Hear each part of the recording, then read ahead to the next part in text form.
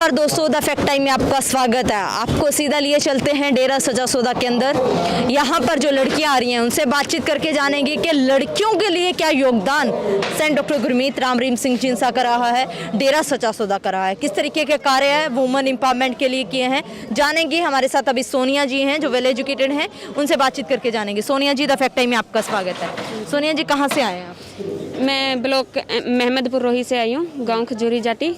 और मैम आपकी क्वालिफिकेशन क्या है? मैं फ़िलहाल पीएचडी कर रही हूँ मास कम्युनिकेशन से। मैम, डेरा सजा सौदा संस्था को आप कितने समय से जानते हैं? मैं बचपन से जानती हूँ। हमारी तीसरी पीढ़ी है जो अभी डेरा सजा सौदा के साथ जुड़ी हुई है, और जहाँ मेरी शादी हुई है वहाँ भी 5वीं पीढ़ी डेरा सजा सौदा से लगातार जुड़ी हुई है। मैम सोनिया जी, आपसे जानना चाहूँगी, आप इतने लंबे समय से आ रहे हैं, आप किस तरीके से देखते हैं कि अगर डेरा सजा सौदा संस्था है उसका किस तरीके का योगदान हमारे समाज के लिए, हमारी सोसाइटी के लिए रहा है?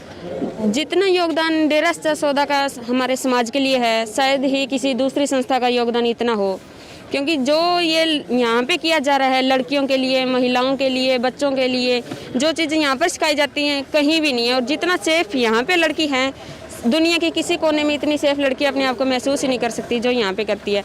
हर मानवता भलाई के कार्य में ये लोग यहाँ के आगे रहते हैं, सिर्फ गुरुजी की बदौलत। अगर गुरुजी हमें शिक्षा ना देते तो शायद हम भी अन्य लोगों की तरह ही होते।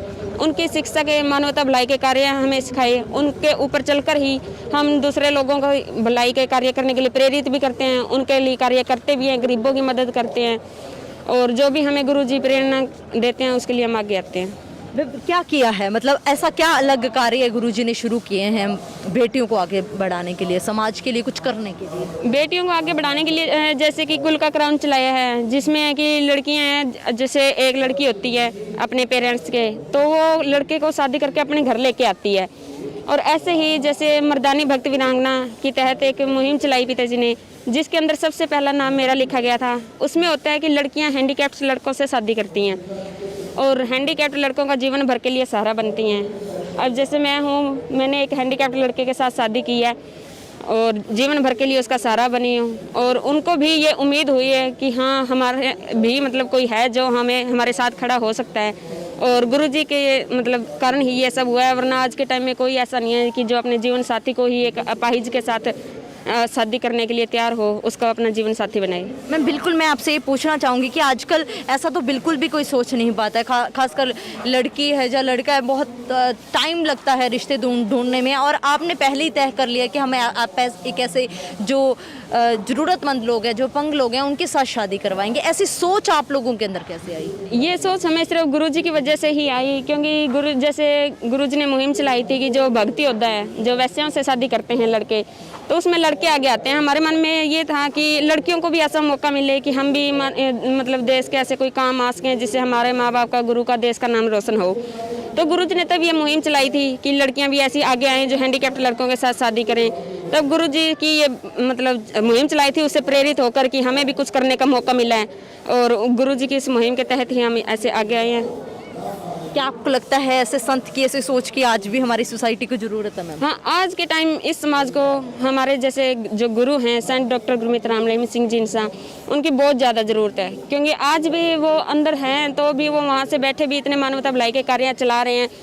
जैसे अभी भी एक चिट्ठी आई थी 7वां पत्र, उसमें भी गुरुजी ने बोला है कि सबने मास्क लगा के रखना है, 7 फुट की दूरी रखनी है, और मास्क बांटने हैं, और मानवता भलाई के ज़्यादा से ज़्यादा कार्य करने हैं, वैक्सीन लगवानी है सबने। और वहाँ से भी संगत उनके वचनों को फॉलो कर रही है। अगर वो बाहर होके ये सब चलाएंगे तो पता नहीं देश कहाँ से कहाँ पहुँच जाएगा। जो एलिगेशन संत जी के ऊपर लगाए गए दूसरी तरफ, उन सब के बारे में क्या प्रोस्पेक्ट है, क्या मानना है आपका? मेरा तो यही मानना है कि वो सब झूठ है, क्योंकि जब तक हम यहाँ पे बचपन से लेके आज तक हमने ऐसा कुछ देखा नहीं जो उनके ऊपर लगाया गया है। क्योंकि वो सबसे पहले हमारी बुराई यही छुड़ाते हैं कि हमने कभी किसी की तरफ गलत नज़र से नहीं देखना। बड़ा है तो माँ बाप के समान, छोटा है तो बेटा बेटी के समान, और अगर कोई बराबर का है तो उसे भाई बहन के समान समझना है। जो हमें ऐसी शिक्षा दे सकते हैं तो उनके बारे में हम कैसे सोच सकते हैं कि वो ऐसे हों, और अगर वो ना होते शायद हम भी क्या पता कहाँ किस गंदगी में मुँह मार रहे होते। आज उसकी बदौलत हम जो नेक अच्छे कार्य कर रहे हैं और सही रास्ते पर जा रहे हैं। क्या अपील करना चाहोगे मैम सरकार से, संत जी की? मेरी सरकार से बस यही अपील है कि जल्दी से जल्दी हमारे गुरुजी को रिहाई की जाए उनकी, और उनको हमारे बीच में भेज दिया जाए। जी मैम, सोनिया जी बहुत बहुत धन्यवाद हमारे साथ जुड़ने के लिए। दोस्तों, आपको एक ऐसी लड़की के साथ आज हमने रूबरू करवाया है जिसने अपना नाम उस मर्दानी वक्त वीरांगना गाजी में लिखवाया है। जिस मुहिम के तहत जो सेंट डॉक्टर गुरमीत राम रहीम सिंह जी इंसान ने जो मुहिम शुरू करी है, उस मुहिम में ये रहता है कि कोई भी अगर अपंग जो लड़का है उसके साथ ये शादी करवाएंगी। ऐसी इनकी शादी हो चुकी है जो एक समाज के लिए एक ऐसी सोच है, ऐसी एक इनिशिएटिव है जो संत जी ने किया, जो बहुत बड़ी क्रांति है, जो कोई सोच भी नहीं सकता कि शादी भी ऐसे लड़के के साथ और पहले पता हो, ऐसी सोच के साथ ये लड़कियां समाज हित के लिए आ गई हैं। आप सोचिए, जिस संत ने ऐसे कार्य शुरू करे हैं, जिस संत ने समाज के लिए इतना सोचा है, आज ये लोग अपील कर रहे हैं कि जो भी ऐसी बातें उनके ऊपर दूसरी तरफ उठाई जा रही हैं वो तमाम झूठी हैं। ऐसे संत की समाज को सख्त जरूरत है। आप भी देखते रहिए सच्ची बातें फैक्ट्स के साथ द फैक्ट टाइम में। बहुत बहुत धन्यवाद।